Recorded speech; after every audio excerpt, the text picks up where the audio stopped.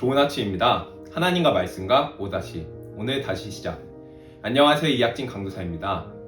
오늘 함께 묵상할 말씀은 출애굽기 36장에서 38장까지 말씀입니다. 오늘 본문의 중심 구절을 함께 살펴보기로 하겠습니다. 출애굽기 36장 5절에서 6절 말씀입니다.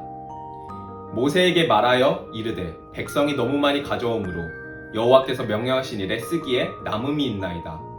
모세가 명령을 내리매 그들이 진중에 공포하여 이르되 남녀를 막론하고 성소에 드릴 예물을 다시 만들지 말라 하매 백성이 가져오기를 그치니.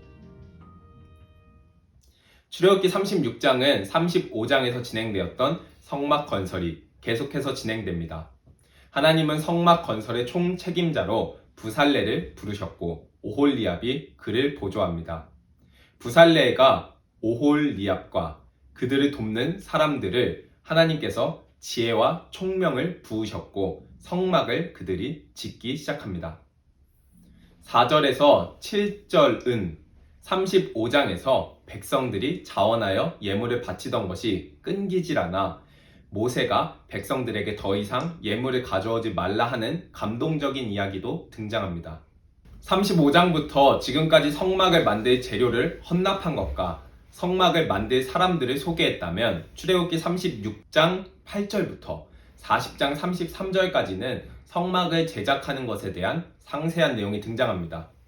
성막을 제작하는 기록을 살펴보면 출애굽기 25장부터 31장에서 등장한 하나님의 명령과 동일한 것을 살펴볼 수 있습니다. 그들이 하나님의 명령대로 잘 순종하여 제작하고 있는 것입니다. 25장부터 31장과 순서적인 차이가 있는 것은 성막을 실제로 제작함에 있어 그 순서가 약간 바뀐 것으로 보입니다. 먼저 출애굽기 36장 8절부터 19절은 성막 덮개에 대한 제작의 내용입니다. 이어 20절부터 38절은 성막의 벽을 구성하는 물품들이 만들어집니다. 20절부터 34절은 성막의 벽을 구성하는 널방과 은받침, 띠를 만드는 과정을 상세하게 기록합니다. 이어서 35절부터 38절은 지성소의 휘장과 성막 입구의 휘장, 그리고 휘장들을 세울 기둥들을 만드는 과정을 기록하고 있습니다.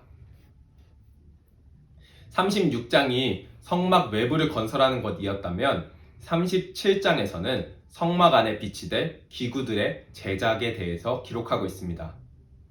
참고로 출애굽기 25장부터 31장의 말씀과 본문의 성막의 기구를 실제로 제작하는 것을 비교해보면 여러 가지 내용이 빠져있는 것을 살펴볼 수 있습니다. 이는 성막을 짓는 본문들이 성막에 비치될 기구의 의미나 기능보다는 성막을 제작하는 과정 자체를 기록하는 것에 중점을 두고 있기 때문으로 보여집니다. 참고로 성막의 기구들의 뜻은 중첩되므로 25장부터 31장까지의 오다시 내용을 참고하시면 좋을 듯합니다.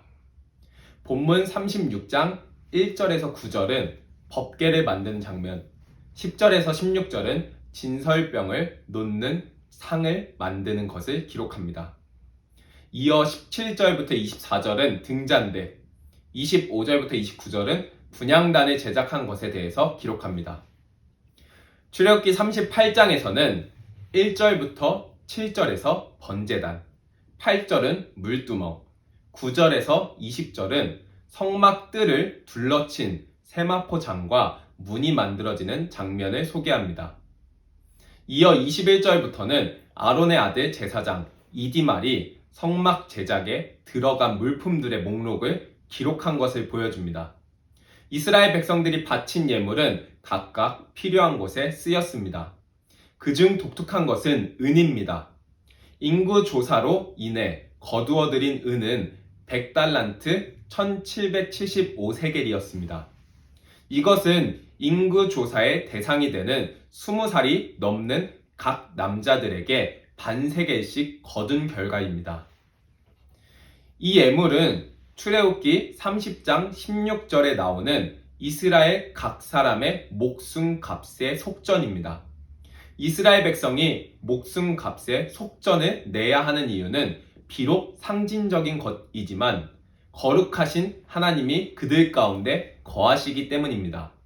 속전은 거룩하신 하나님이 그들 가운데 거하면서도 이스라엘 백성들이 죽지 않게 하는 역할을 하는 것이었습니다. 오늘은 함께 성막을 실제로 짓는 과정을 살펴보았습니다.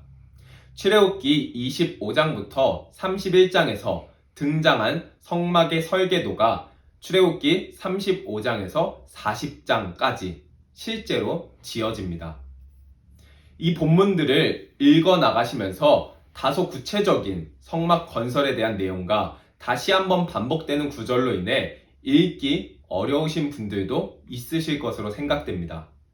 그러나 이 본문들 안에서 하나님과 이스라엘 백성들의 마음을 읽어내시면 조금 더 은혜가 되지 않을까 싶습니다.